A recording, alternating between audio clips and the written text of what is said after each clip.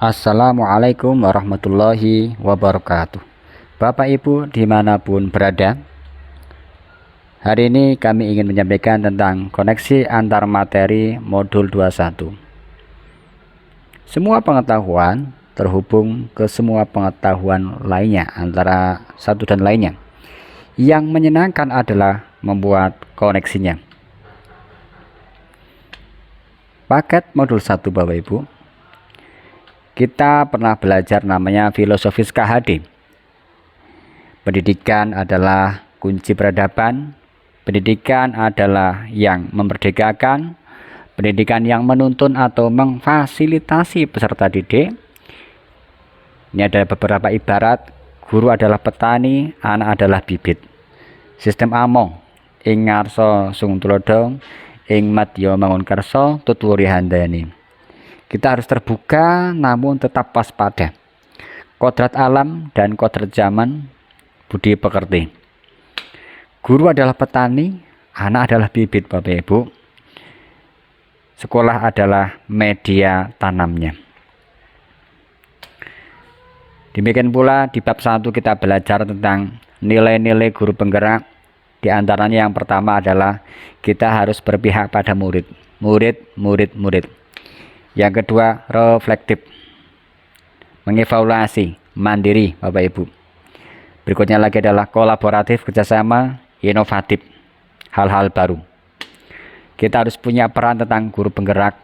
Yang pertama menjadi pemimpin pembelajaran, menjadi coach bagi guru lain, mendorong kolaborasi, mewujudkan kepemimpinan atau student agency, menggerakkan komunitas praktisi.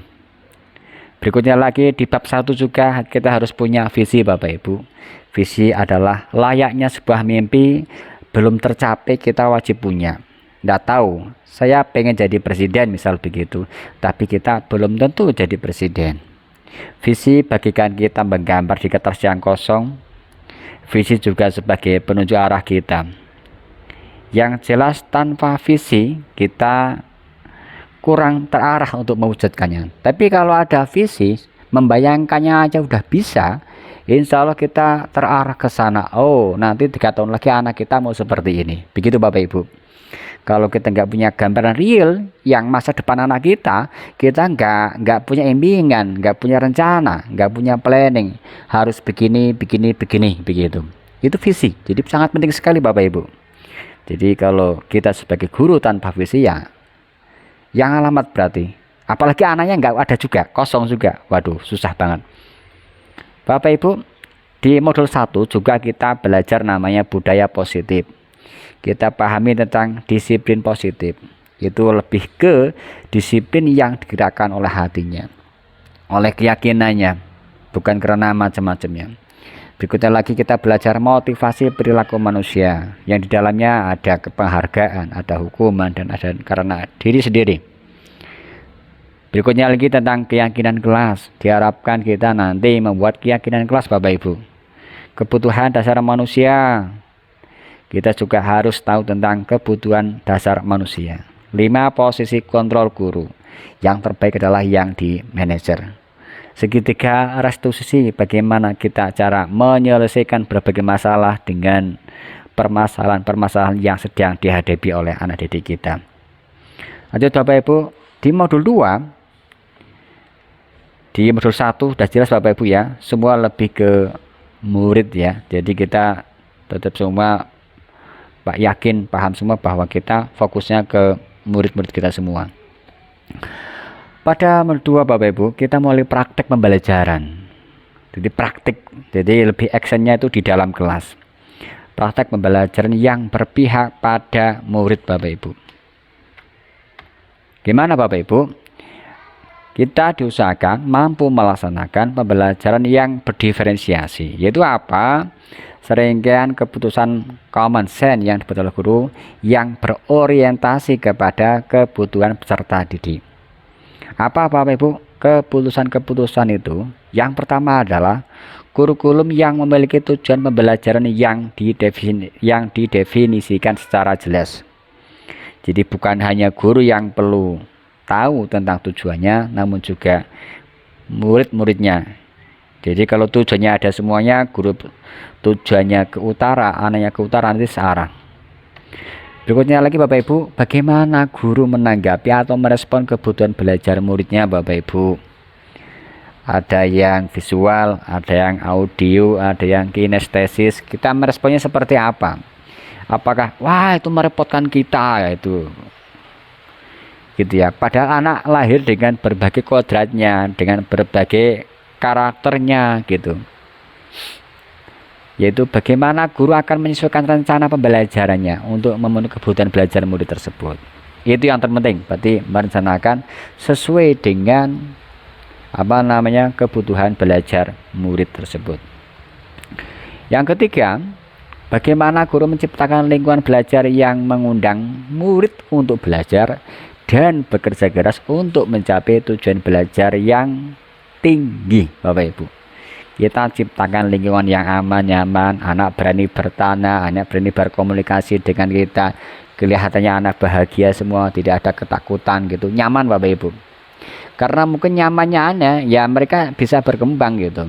Tapi kalau mereka nggak bisa berkembang, berarti mereka dalam kondisi tidak nyaman. Yang berikutnya lagi adalah manajemen kelas yang efektif Bapak Ibu. Bagaimana guru menciptakan prosedur, rutinitas, metode yang memungkinkan adanya fleksibilitas, namun juga struktur yang jelas, sehingga walaupun muridnya melakukan kegiatan yang berbeda-beda, namun kelas tetap berjalan secara efektif. Yang kelima Bapak Ibu, dalam pembelajaran ini kita harus penilaiannya berkelanjutan, terus-menerus kontinu Bapak Ibu. Bagaimana guru menggunakan informasi yang didapat dari proses informatif yang telah dilakukan untuk dapat menentukan murid mana yang masih ketinggalan atau yang sudah lebih gitu ya Bapak Ibu. Murid mana yang lebih dulu mencapai tujuan yang ditetapkan, kemudian menyesuaikan rencana dan proses pembelajaran. Bapak Ibu, koneksinya di mana Bapak Ibu antara 1 dan 2? Yang modul 1 itu lebih ke membangun gurunya. Ya visi ke depannya. Tentang murid sebenarnya apa begitu. Kita guru punya peran loh gitu, punya nilai loh, nilai yang apa yang dibangun gitu. Yang berikutnya lagi kita harus membangun budaya yang positif dalam lingkungan sekolahan gitu ya.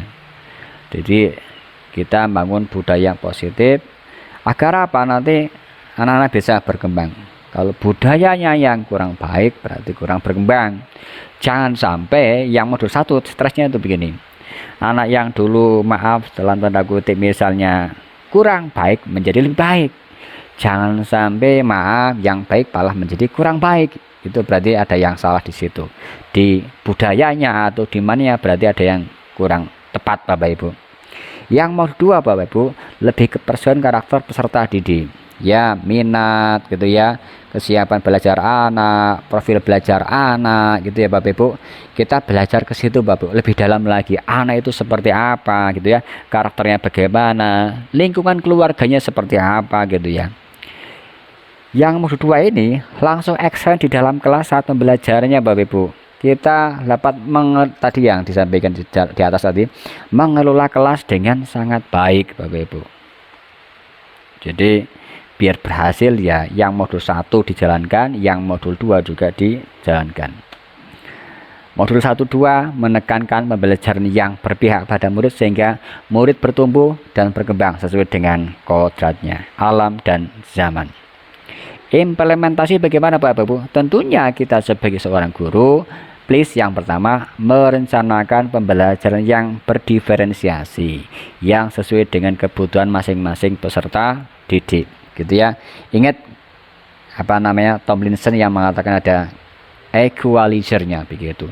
Dari lambat ke cepat, dari konkret ke abstrak dan sebagainya. Dari yang struktur menjadi terbuka dan sebagainya. Itu beberapa hal yang bisa dipahami kita semuanya. Lakukan pembelajaran, jangan lupa refleksi atau evaluasi Bapak Ibu dengan murid kita, dengan teman kita, atau dengan atasan kita, Pak Kepala Sekolah, atau mungkin dengan bacaan-bacaan kita yang telah kita pelajari sama-sama sering dibaca, sehingga ada pandang, oh ini kurangnya ya, begitu ya. Tapi kalau tanpa refleksi, kita nggak tahu kurangnya, juga nggak tahu lebihnya, mana yang layak dipertahankan dan mana yang harus kita buang, sehingga nanti pembelajaran itu bisa makin dari tahun ke tahun menjadi lebih baik lagi. Demikian Bapak Ibu, terima kasih, semoga bermanfaat. Wassalamualaikum warahmatullahi wabarakatuh.